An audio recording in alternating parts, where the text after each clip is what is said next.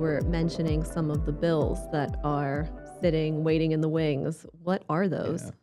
Yeah, there's several that are in various stages. I think some of them have passed the House and not the Senate. Some Mm, of them the other way around. But there's two in particular that I'm a big proponent of. The first one would waive the state transfer tax for first-time home buyers. mm, And for me, like when I talk to first-time buyers, one of the biggest hurdles for them is not the monthly payment, mhm. it's the closing costs, Yes, it's a that huge can amount. be, yeah, 15, 20,000 or more, out of pocket. And, what we found is especially people that are like long-term renters, they might make a lot of money, so they qualify for a high mortgage, but because so much of their money is going to pay their rent and their bills and all those things, they don't have a lot of savings. Mhm, And so anything that we can do to kind of lower the closing cost, I think is going to have a huge impact. mhm. And so that one bill, it would waive the 1% transfer tax at the state level. Wow, The problem is that it's obviously that money has to come from somewhere, right. and finding the allocations and getting all of the legislators on board with spending whatever amount of money that is difficult. So that one, I believe it passed the House and is just kind of waiting on the Senate. The other one that I really like is a first-time homebuyer savings account. Mm, So this one would create it's a savings account that would be with the state, and any money that you put in there is tax-free on your state income oh, tax. wow. um, but it has to be used towards the purchase of a home.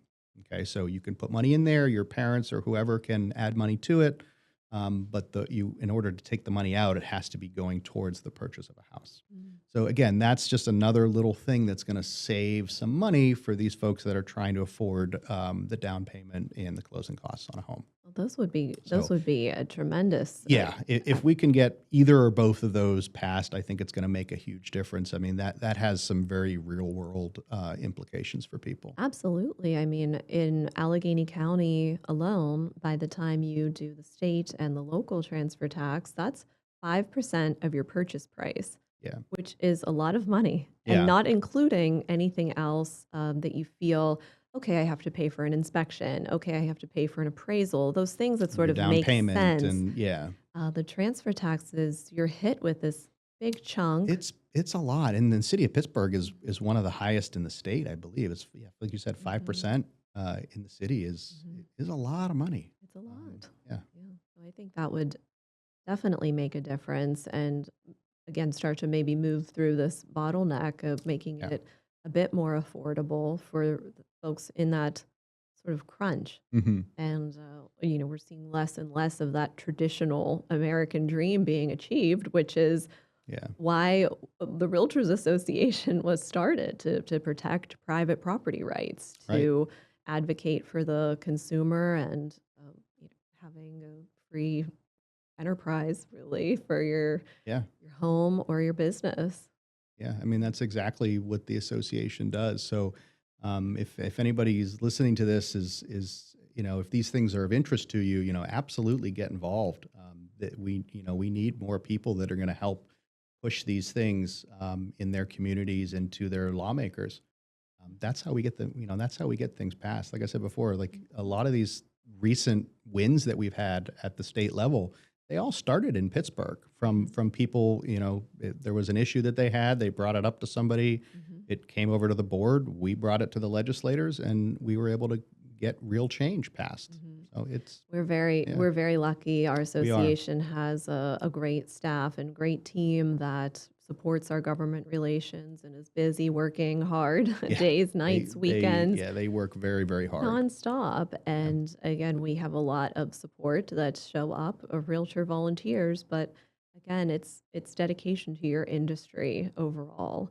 And for someone that is dedicated to their careers, you Mhm. want to see it thrive and do better. And so you can come home to the community that you're working in Yeah. and see it flourishing. Yeah, and again, that's why I really like these first-time homebuyer initiatives because, like, that not only has real-world implications for the buyers, Mhm, for agents too, right? Like, if you have a buyer that has said, "Hey, I'm going to continue renting because I can't afford to buy a house," mhm, we can get a bill passed. All of a sudden, that person can afford to buy a house. That's another sale that you have, right? Absolutely. So it's a win-win all Mhm. around. I mean, it really these are the type of things that I think a lot of agents don't think about. They're focused on, where's my next transaction going to come from, and things like that. But it's like if you participate in making the real estate industry just better for everyone, Mhm.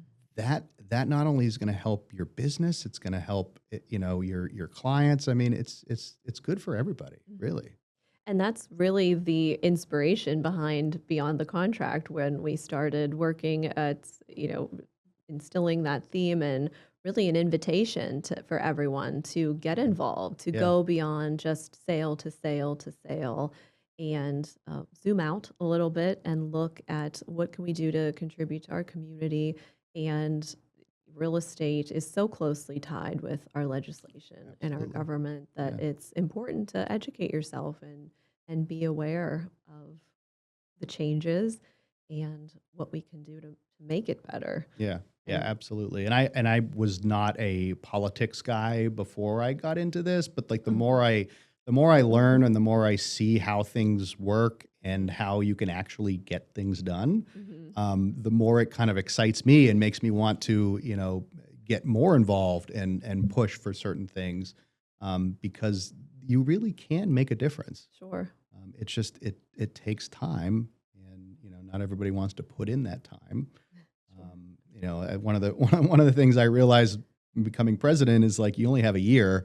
It's very It, hard to get anything done, and as I'm sure you know, yes, it goes very very very quick. tough. Yeah, It goes yeah. very We're quick. already in May, and it's like I feel I like I haven't done know. anything this year. That's not true. Well, you've But done no, it's so just much. it's But a lot of it is like the intangible things, like you have mhm. meetings, and that leads Mhm. to some progress on an issue, Mhm. but you might not see a resolution to that for 2-3 years down the road. Right. Um, And, we have a certain formality to follow and a process with everything that we do. And there's something even that's a learning process I've mhm. learned as well. But what's so great, I think, about our team is that my predecessors and the folks coming in line and leadership behind you want to carry on those same sort of goals Yeah. and mission. And so we're all working together. And certainly, president is not something you check in and check out of. We were certainly involved for many Yeah. years before and will be for many years after to keep moving things forward. Yeah.